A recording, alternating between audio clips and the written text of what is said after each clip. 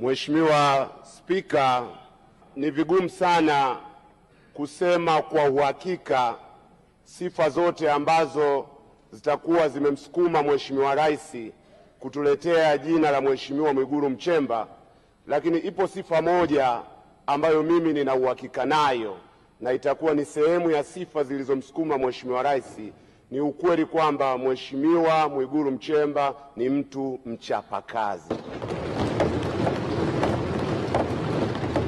Tunakuunga mkono kama ishara ya kukukopesha imani, tukiwa na uhakika kwamba utachapa kazi.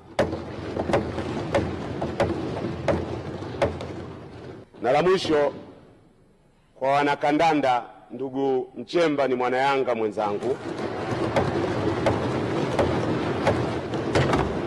Pendekezo la uteuzi huu litakuwa linaleta faraja sio kwa wana Yanga peke yao, bali kwa wana Simba na kwa Watanzania kwa ujumla.